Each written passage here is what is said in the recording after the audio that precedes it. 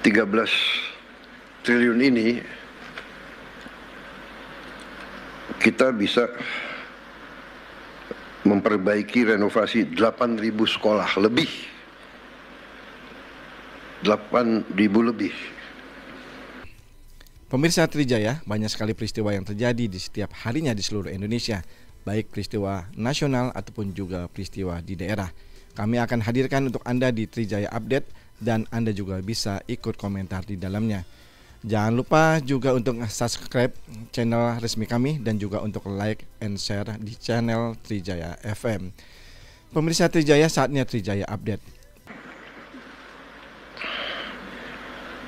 13 triliun ini kita bisa memperbaiki renovasi 8.000 sekolah lebih. 8.000 lebih sekolah. Kalau satu kampung nelayan kita anggarkan 22 miliar, kampung untuk nelayan dengan fasilitas yang selama 80 tahun Republik Indonesia berdiri tidak pernah diperhatikan dan tidak pernah diurus. Sekarang kita memperbaiki, kita membangun desa-desa nelayan dengan fasilitas modern. Rencananya sampai akhir 2026 kita akan dirikan 1.100 desa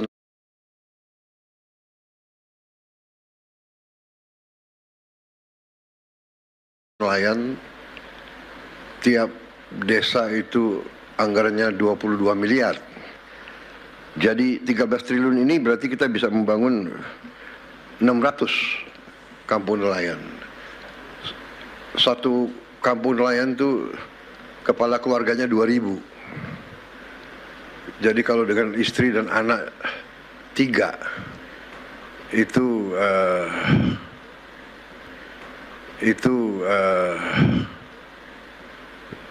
5.000 per desa. Kalau kali 1.000 itu 5 juta. 5 juta orang Indonesia bisa hidup layak. Itu kalau 1.000, kalau 600 berarti 5 juta rakyat Indonesia. Ini saya ibaratkan arti daripada uang yang nyaris hilang. Dan ini baru satu sektor, kelapa sawit, dan satu bentuk penyimpangan, yaitu tidak diutamakan atau tidak dipatuhi kewajiban untuk menyediakan kebutuhan bangsa dan negara, padahal ini adalah bumi dan air milik bangsa Indonesia. Hasilnya diambil, dikeruk, dibawa ke luar negeri. Rakyat dibiarkan kesulitan minyak goreng untuk berminggu-minggu. Ini sebetulnya menurut saya ya sangat kejam, sangat tidak manusiawi. Apakah ini benar-benar murni keserakahan atau ini bisa digolongkan subversi ekonomi sebenarnya? Jadi saya sampaikan penghargaan saya kepada kejaksaan, terima kasih. Tapi saya ingatkan masih banyak tugas kita, masih banyak tambang yang ilegal. Kerugian kita juga mungkin puluhan triliun kalau tidak ratusan triliun. Kegiatan-kegiatan ilegal sebagaimana dibuktikan oleh kita beberapa saat yang lalu dengan kita hentikan penyelundupan timah dan turunan-turunannya dari Bangka Belitung oleh Satgas Penertiban Kawasan Hutan dibantu oleh TNI secara masif dan lembaga-lembaga lain, kejaksaan, polisi juga membantu, bea cukai, semuanya. Itu kerugiannya juga cukup besar.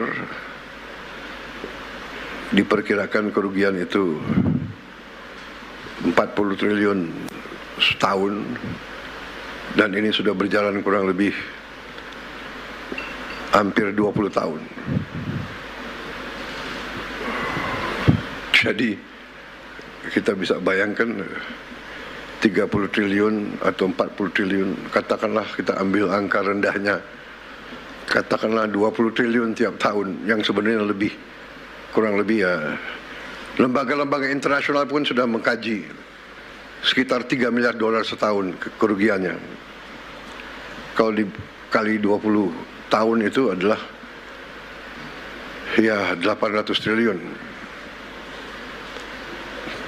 Apa yang bisa kita bangun? Negara apa yang bisa kita bangun dengan hal-hal seperti itu? Ilegal tambang, ilegal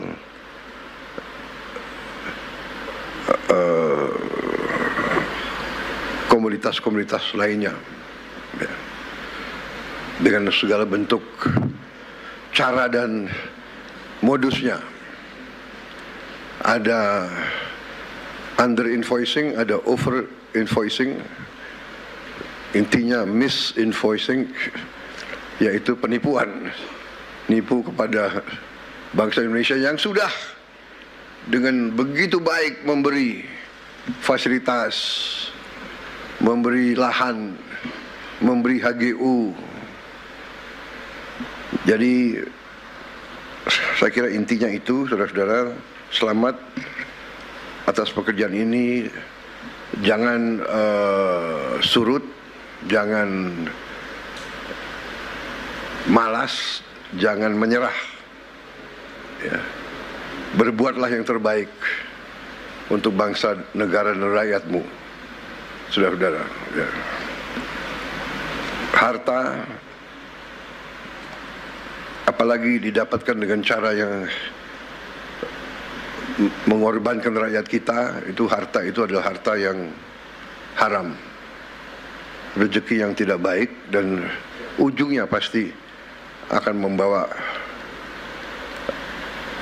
ketidakbaikan kepada siapapun dan keluarganya. Saya sudah melihat terlalu banyak, ya, pejabat yang lengah atau lemah